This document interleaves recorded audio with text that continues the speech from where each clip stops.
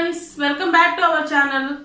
ఈ రోజు నేను ఆల్రెడీ మీకు నిన్న చూపించాను కదా, మార్నింగ్ టు ఆఫ్టర్నూన్ రొటీన్ అంతా కూడా మీకు నిన్న చూపించాను కదా. నిన్న మ్యాంగో రైస్, దాంతో పాటు వాటర్ మిలన్ జ్యూస్ ఇవన్నీ చేశాను. ఇంకా మార్నింగ్ నుంచి ఆఫ్టర్నూన్ వరకు నాకు ఏమేమి పనులు ఉంటాయని అన్ని కూడా మీతో షేర్ చేశాను కదా. ఈ రోజు నేను ఆఫ్టర్నూన్ టు ఈవినింగ్ రొటీన్ వచ్చేసి ఈ వీడియోలో అప్లోడ్ చేస్తున్నాను. మీరు కూడా చూడండి. ఈ రోజు ఆఫ్టర్నూన్ నేను దోసకాయ పప్పు, దాంతో పాటు పొటాటో తాలింపు, ఇంకా రసము, అన్నము ఇవన్నీ కూడా చేయాలనుకుంటున్నాను.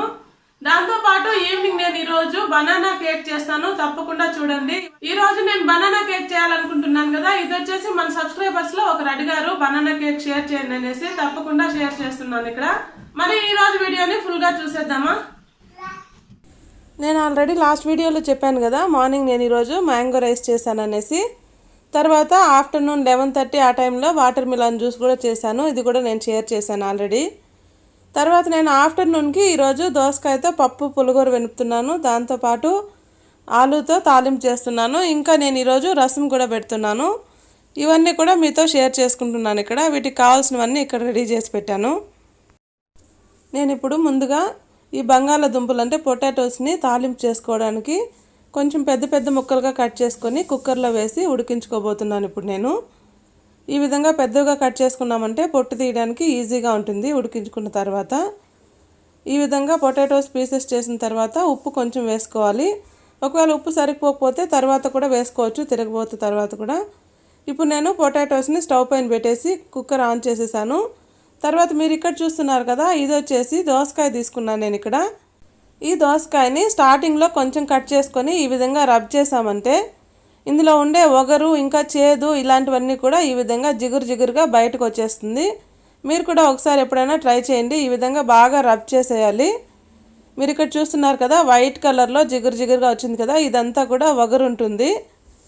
ఇదంతా క్లియర్ చేసేసిన తర్వాత దీన్ని పీల్ చేసుకోవాలి. ఈ పొట్టంతా కూడా ఈ విధంగా పీల్ చేసేసుకోవాలి. పీలర్తో పీల్ చేసుకున్నామంటే ఈజీగా ఉంటుంది. ఈ విధంగా పొట్టంతా తీసేసిన తర్వాత దీన్ని 2 పీసెస్ లాగా కట్ చేసుకోవాలి. మీరు ఇక్కడ చూస్తున్నారు కదా, ఇలా 2 పీసెస్ లాగా కట్ చేసుకొని ఇప్పుడు ఇందులో ఉండే గింజలను అంతా కూడా తీసేసేయాలి. ఈ గింజల్ని అలాగే వేసామంటే ఇవి పంటి కింద పడినప్పుడు చాలా ఇబ్బందిగా ఉంటుంది. కాబట్టి ఈ గింజలంతా కూడా రిమూవ్ చేసేసుకోవాలి.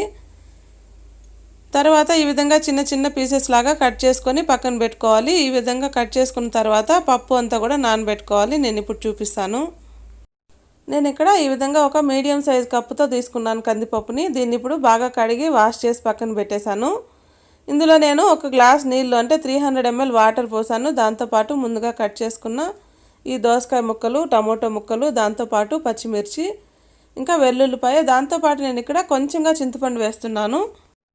ఎందుకంటే ఆల్రెడీ దోసకాయలో కొంచెం పులుపు ఉంటుంది. దాంతోపాటు నేను ఇక్కడ టమోటో కూడా వేశాను కదా, అందువల్ల కొంచెం చింతపండు వేస్తే సరిపోతుంది. నేను ఆల్రెడీ పొటాటోస్ని ఉడికించేసాను. తర్వాత కర్రీకి అన్నీ కూడా రెడీ చేసి పెట్టేశాను కదా. తర్వాత ఇప్పుడు రసం పెట్టుకోవడానికి చింతపండు, టమోటో నానబెట్టుకుంటున్నాను. ఇందులోనే కొంచెం ఉప్పు కూడా వేసేస్తున్నాను. కొంచెం వేసిన తర్వాత సరిపోకపోతే చివరిలో కూడా వేసుకోవచ్చు. తర్వాత నేను ఇక్కడ జీలకర్ర, మిరియాలు తీసుకొని మిక్సీకి వేస్తున్నాను. రోలు ఉన్నట్లయితే ఈజీగా రోట్లోనే వేసుకోవచ్చు. ఇక్కడ టౌన్లో రోల్ లేదు కాబట్టి నేను ఇక్కడ మిక్సీ జార్లో వేసి మిక్స్ చేస్తున్నాను. జీలకర్ర, మిరియాలు అంతా కూడా ఫైన్ పౌడర్ అయిన తర్వాత ఇందులో నేను వెల్లుల్లిపాయలను వేసి ఈ విధంగా 2 రౌండ్లు తిప్పామంటే ఈజీగా మిక్స్ అవుతుంది. మీరు ఇక్కడ చూస్తున్నారు కదా, పొటాటోస్ ఉడికిపోయాయి. తర్వాత నేను ఇక్కడ రసం తిరగబోస్తున్నాను. రసం చేసుకోవడానికి ముందుగా ఆయిల్ వేడి చేస్తున్నాను. తర్వాత ఇందులోనే నేను ఆవాలు కూడా వేసి స్ప్లిట్ చేసుకున్నాను. ఆవాలు లైట్గా స్ప్లిట్ అయిన తర్వాత ఎండుమిర్చి వేసాను. దాంతోపాటు కరివేపాకు కూడా వేసి వేయిస్తున్నాను. ఇవన్నీ వేగిన తర్వాత ఇందులో మనం ముందుగా మిక్సీకి వేసుకున్నాం కదా జీలకర్ర, మిరియాలు, దాంతోపాటు వెల్లుల్లిపాయల్ని, ఇందులోనే కొంచెం ఇంగువ, పసుపు, మెంతిపొడి కూడా వేసి కలుపుతున్నాను. ఇప్పుడు నేను ఇందులో ముందుగా మనం నానబెట్టుకున్నాం కదా చింతపండు, టమోటో, ఉప్పు అన్నీ వేసి ఇదంతా కూడా బాగా కలిపి ఇందులో వేసుకోవాలి. ఈ టమోటోలంతా కూడా బాగా నలుపుకొని ఈ విధంగా రసంలోకి వేసుకోవాలి. మీరు ఇక్కడ చూస్తున్నారు కదా, నేను మళ్ళీ కొంచెం వాటర్ వేసి కలుపుకొని ఇప్పుడు రసంలో పోస్తున్నాను. ఈ విధంగా చింతపండు, టమోటో అంతా కూడా బాగా నలుపుకొని ఈ విధంగా రసం అంతా కూడా పోసుకోవాలి. తర్వాత పులుపు, ఉప్పు అంతా కూడా ఒకసారి చెక్ చేసుకొని ఒకవేళ పులుపు ఎక్కువైనట్లయితే ఇంకా కొంచెం వాటర్ వేసుకోవాలి. ఉప్పు ఏమైనా తక్కువ ఉన్నట్లయితే చెక్ చేసుకొని మళ్ళీ ఒకసారి ఉప్పు వేసుకొని ఉప్పు పులుపు అన్నీ కరెక్ట్గా ఉండేటట్లు చెక్ చేసుకోవాలి. ఒకవేళ కారం తక్కువ ఉన్నిందంటే ఎండుమిర్చిని మళ్ళీ ఒకసారి నలిపామంటే కూడా ఆ కారం అంతా కూడా రసంలోకి బాగా దిగుతుంది. తర్వాత ఇక్కడ చూస్తున్నారు కదా, పొటాటోస్ అంతా కూడా బాయిల్ అయిపోయింది. కుక్కర్లోంచి తీసేసి వేరే బౌల్లో వేసి పెట్టాను. తర్వాత ఈ కుక్కర్ కడిగేసుకొని ఇందులో మనం ముందుగా నానబెట్టాం కదా కందిపప్పు, దోసకాయ అంతా కూడా కట్ చేసుకొని ఈ పప్పుకు రెడీ చేసుకున్నవన్నీ కుక్కర్లో వేసి మళ్ళీ ఇప్పుడు బాయిల్ చేసుకోవాలి. ఈ పప్పుని ఒక 4-5 విజిల్స్ వచ్చేంత వరకు బాయిల్ చేసుకోవాలి. ఇప్పుడు ఇందులో నేను పసుపు, ఉప్పు కూడా వేసి కలిపి పెడుతున్నాను. ఇవన్నీ వేసేసిన తర్వాత మూత పెట్టి ఒక 4-5 విజిల్స్ వచ్చేంత వరకు ఉడికించుకోవాలి. మీరు ఇక్కడ చూస్తున్నారు కదా, రసం కూడా అయిపోయింది కాబట్టి రసం దించేసి ఇప్పుడు నేను కుక్కర్ పెట్టి 4-5 విజిల్స్ వచ్చేంత వరకు ఉడికించుకుంటాను. ఇక్కడ రసం అంతా కూడా ఒక బౌల్లోకి పోసి పెట్టేశాను. తర్వాత ఇవన్నీ తిరగబోతు వేసుకోవడానికి ఇప్పుడు నేను ఈ పొటాటోస్ని పొట్టు తీస్తున్నాను. ఈ విధంగా ఈజీగా పొట్టు తీసేసుకోవచ్చు. ముందుగా వేడి నీళ్ళంతా కూడా వంచేసి మళ్ళీ ఒకసారి చన్నీళ్ళు పోసుకున్నామంటే ఈ పొట్టు అంతా కూడా ఈజీగా వచ్చేస్తుంది. ఈ విధంగా అన్ని ముక్కల్ని పొట్టు తీసేసిన తర్వాత వీటిని లైట్గా ఈ విధంగా స్మాష్ చేసుకోవాలి. ఈ విధంగా స్మాష్ చేసేసుకొని ఇప్పుడు తిరగబోతు వేసుకోవాలి. నేను ఇక్కడ పప్పు ఉడికిస్తున్న కుక్కర్ని వేరే బర్నర్ మీదకి షిఫ్ట్ చేసేసాను. ఇప్పుడు ఈ బర్నర్ మీద పొటాటో తాలింపు చేయడానికి ఆయిల్ వేడి చేస్తున్నాను. ఈ విధంగా ఆయిల్ వేడెక్కిన తర్వాత ఇప్పుడు ఇందులో పోపు దినుసులు వేసుకుంటున్నాను. పచ్చిశనగపప్పు ఇంకా ఆవాలు, ఉద్దిపప్పు వేసి వేయించాలి. ఇవన్నీ లైట్గా వేగిన తర్వాత ఇప్పుడు ఇందులో పచ్చిమిర్చి ఇంకా ఇందులోనే ముందుగా కట్ చేసి పెట్టుకున్న ఉల్లిపాయ ముక్కలను కూడా వేసేసుకుంటున్నాను. ఈ ఉల్లిపాయలు ఇంకా పచ్చిమిర్చి అంతా కూడా 2 నిమిషాల పాటు వేయించుకొని ఇప్పుడు ఇందులో మనం ముందుగా దంచి పెట్టుకున్న వెల్లుల్లిపాయలు దాంతోపాటు కరివేపాకు కూడా వేసి ఒకసారి బాగా కలుపుకోవాలి. ఈ ఆనియన్స్ అన్నీ కూడా బాగా వేగిపోయిన తర్వాత ఇందులో పసుపు వేసుకోవాలి. పసుపుని ఈ విధంగా ఆయిల్లో ఫ్రై చేసామంటే ఇందులో ఉండే కలరు, ఫ్లేవర్ అంతా కూడా బాగా పడుతుంది కర్రీకి. ఇప్పుడు ఇందులో ఉడికించుకున్న పొటాటోను కూడా వేసి అంతా కూడా బాగా కలిసేలాగా కలుపుకోవాలి. ఈ విధంగా బాగా కలుపుకున్న తర్వాత ఒకసారి ఉప్పు, కారం అంతా కూడా చెక్ చేసుకోవాలి. ఈ విధంగా చెక్ చేసిన తర్వాత ఒకవేళ ఉప్పు ఏదైనా తక్కువ ఉన్నట్లయితే మళ్ళీ కొంచెం సాల్ట్ వేసి కలుపుకోవచ్చు. మీరు ఇక్కడ చూస్తున్నారు కదా, పొటాటో తాలింపు రెడీ అయింది. ఇప్పుడు నేను స్టవ్ పై నుంచి దించేస్తున్నాను. ఇప్పుడు రసము ఇంకా తాలింపు అంతా కూడా రెడీ అయింది కదా. తర్వాత మీరు ఇక్కడ చూస్తున్నారు కదా, పప్పు అంతా కూడా ఉడికిపోయింది. ఇందులో పైనుంచి ఉండే నీళ్ళంతా కూడా వంచేసుకోవాలి. నీళ్ళంతా వంచేసిన తర్వాత ఈ విధంగా పప్పు గుత్తి తీసుకొని బాగా స్మాష్ చేసుకోవాలి. పచ్చిమిర్చి ఇంకా చింతపండు అంతా కూడా బాగా నలిగేటట్టు స్మాష్ చేసుకోవాలి. ఈ విధంగా పప్పు అంతా కూడా ఎనిపేసిన తర్వాత ఇందులో ముందుగా ఉడికించుకున్న నీళ్ళు కూడా పోసి కలుపుకోవాలి. ఇప్పుడు నేను తిరగబోతే ఎలా వేయాలో కూడా చూపిస్తాను మీకు. ముందుగా ఆయిల్ వేడి చేసుకొని ఇందులో నేను వడియాలు వేస్తున్నాను. వడియాల్ని ఈ విధంగా బాగా నలిపేసి వేసుకొని వేయించుకోవాలి. ఇది రెడ్ కలర్లోకి టర్న్ అయ్యేంత వరకు వేయించుకున్న తర్వాత ఇందులో నేను ఆనియన్ ముక్కలను కూడా వేస్తున్నాను. ఆనియన్ ముక్కల్ని ఈ విధంగా మీడియం సైజులో కట్ చేసుకున్నామంటే కర్రీకి చాలా బాగుంటాయి. ఈ ఆనియన్స్ అంతా ఒకసారి బాగా కలుపుకున్న తర్వాత ఇందులోనే కర్రీ లీవ్స్ కూడా వేసి కలుపుకోవాలి. ఇవన్నిటిని కూడా బాగా వేయించుకోవాలి. ఆనియన్స్ అంతా కూడా బాగా ఫ్రై అయిన తర్వాత ఇప్పుడు ఇందులో కొంచెం ఇంగువ వేసి కలుపుకుంటున్నాను. ఇవన్నీ బాగా వేయించుకున్న తర్వాత మనం ముందుగా ఉడికించి పెట్టుకున్న పప్పు, దోసకాయ ఇవంతా కూడా ఎనిపి పెట్టుకున్నాం కదా, ఈ కర్రీని ఇందులో వేసుకోవాలి. ఇందులో కొంచెం నీళ్లు పోసి బాగా తిప్పుకొని ఈ నీటిని కూడా పోసుకోవాలి. ఒకవేళ కర్రీ ఇంకా థిక్గా ఉందనిపిస్తే మళ్ళీ కొంచెం వాటర్ వేసుకోవచ్చు. మీరు ఇక్కడ చూస్తున్నారు కదా, క్వాంటిటీ అంతా కూడా ఈ విధంగా ఉంది. కన్సిస్టెన్సీ మీకు సరిపడినంతగా పలుచగా కావాలనుకుంటే ఇంకా కొంచెం వాటర్ వేసుకోండి. థిక్నెస్ సరిపోతుంది అనుకుంటే ఇంతే సరిపోతుంది. ఇప్పుడు మీరు ఒక 5 నిమిషాల పాటు ఉడికించుకోవాలి. ఇక్కడ చూస్తున్నారు కదా, ఒక 5 నిమిషాల తర్వాత ఈ విధంగా బాగా అంతా కలుపుకొని ఇందులో కొత్తిమీర వేసి గార్నిష్ చేసుకొని స్టవ్ ఆఫ్ చేసేసుకోవచ్చు. ఇప్పుడు మీరు చూస్తున్నారు కదా, ఈరోజు ఆఫ్టర్నూన్ కర్రీస్ అంతా కూడా ఏమేమి ఉన్నాయో నేను ఇక్కడ చూపిస్తున్నాను. అన్నము, దోసకాయ పప్పు, దాంతోపాటు ఆలు తాలింపు, ఇంకా రసము.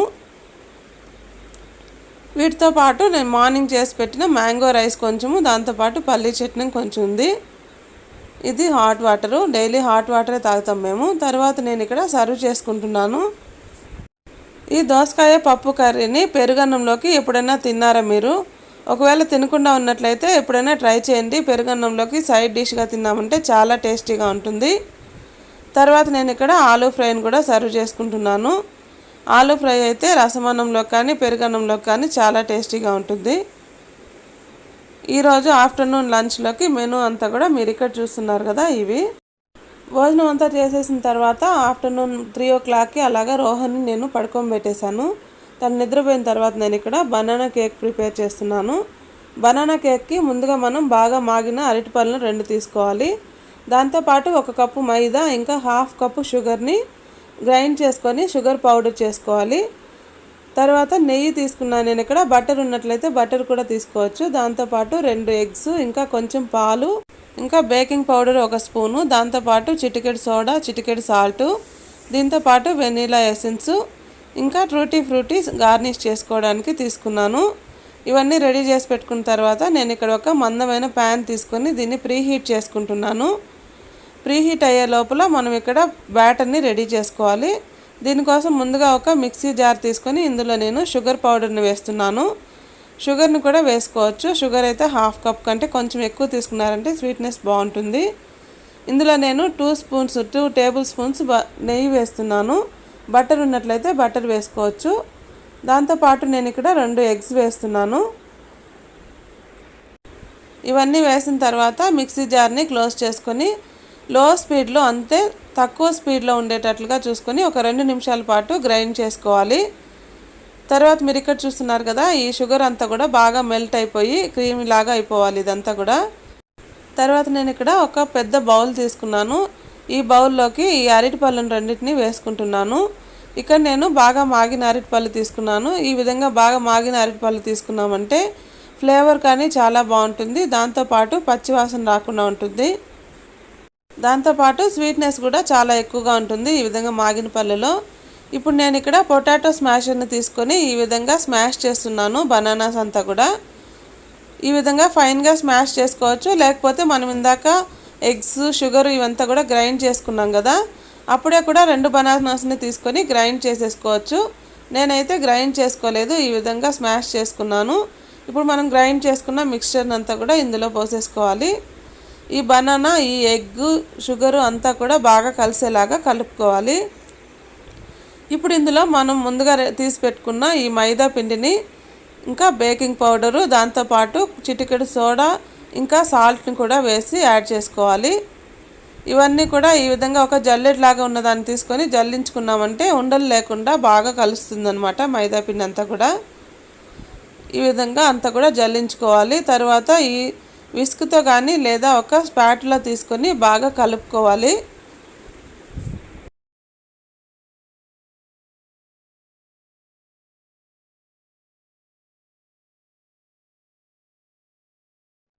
మీరు ఇక్కడ చూస్తున్నారు కదా, ఈ విధంగా బాగా కలుపుకోవాలి. బ్యాటర్ అంతా కూడా బాగా కలిసేలాగా కలుపుకోవాలి. ఉండలేమి లేకుండా ఉండేటట్లుగా చూసుకొని కలుపుకోవాలి. మీరు ఇక్కడ చూస్తున్నారు కదా, అబ్జర్వ్ చేసినట్లయితే బ్యాటర్ అంతా కూడా కొంచెం గట్టిగానే ఉంది కాబట్టి ఇందులో కొంచెం పాలు వేసుకుంటున్నాను నేను. ఈ పాలంతా కూడా బాగా కలిసేలాగా కలుపుకోవాలి. బ్యాటర్ అంతా కూడా దోశ పిండిలాగా కొంచెం పలుచగా ఉండేటట్లుగా చేసుకోవాలి.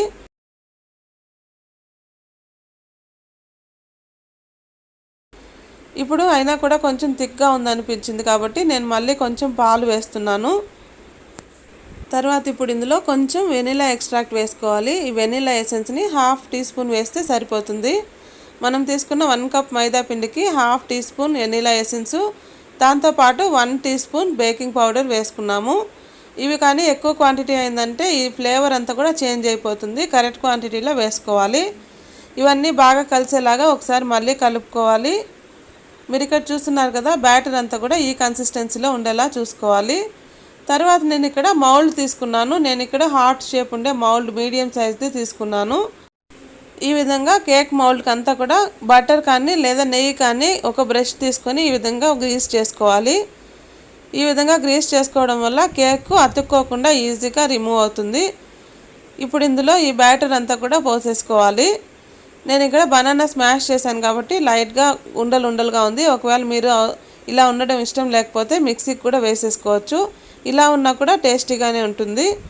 ఇప్పుడు ఈ విధంగా ట్యాప్ చేసుకోవాలి. ఈ విధంగా ట్యాప్ చేసుకోవడం వల్ల ఇందులో ఉండే ఎయిర్ బబుల్స్ అంతా కూడా పైకి వచ్చేస్తాయి.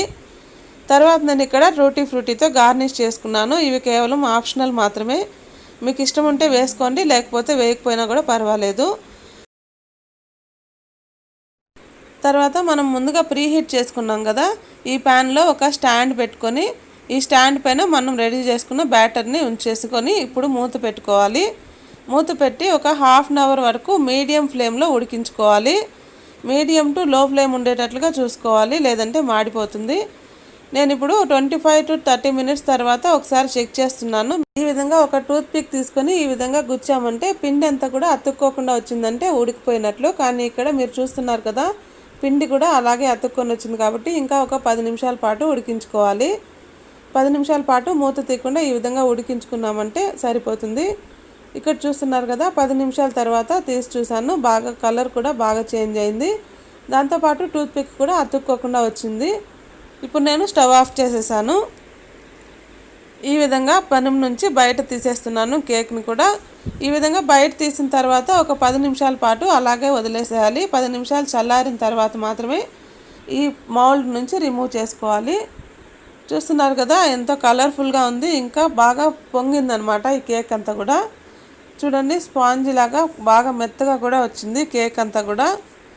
ఇప్పుడు నేను 10 నిమిషాల తర్వాత ఒక ప్లేట్ తీసుకొని ఈ విధంగా ఫ్లిప్ చేస్తున్నాను కేక్ని. ఈ విధంగా ఫ్లిప్ చేసి పైనుంచి 2-3 సార్లు ఈ విధంగా ట్యాప్ చేసామంటే కేక్ అంతా కూడా ఈజీగా రిమూవ్ అయిపోతుంది. చూసారు కదా, ఎంతో కలర్ఫుల్గా వచ్చింది కేక్ కూడా, చాలా బాగుంది చూడడానికి కూడా. ఈ కేక్ని ఇప్పుడు నేను ఫ్లిప్ చేసుకొని దీన్ని ఇప్పుడు కట్ చేసుకోవాలి.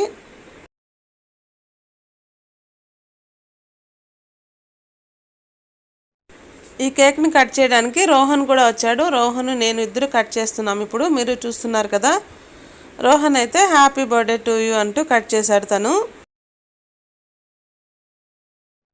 ఫ్రెండ్స్, ఇక్కడ చూస్తున్నారు కదా, బనానా కేక్ రెడీ అయింది. చాలా స్పాంజీగా ఇంకా ఫ్లఫీగా వచ్చింది. మీరు ఇక్కడ చూస్తున్నారు కదా, ఈ విధంగా తుంచడానికి కూడా చాలా ఈజీగా ఉంది. Happy birthday to you, happy birthday to you, happy birthday to you, happy birthday to you, happy birthday to you, happy birthday to you, happy birthday to you. కేక్ని ఈ విధంగా చిన్న చిన్న పీసెస్ లాగా కట్ చేసుకొని సర్వ్ చేసుకుంటే చాలా బాగుంది. మీరు ఇక్కడ చూస్తున్నారు కదా, చాలా బాగా వచ్చింది కేక్ అయితే. మీరు కూడా ఒకసారి తప్పకుండా ట్రై చేయండి. ఫ్రెండ్స్, చూసారు కదా కేక్ ఎలా తయారు చేయాలనేసి. బనానా కేక్ అంతా కూడా ఎలా తయారు చేయాలో నేను ఇప్పుడు మీకు చూపించాను కదా. ఇప్పుడు ఈ బనానా కేక్ని నేను తిని ఎలా ఉందో టేస్ట్ కూడా చెప్తాను ఇప్పుడు.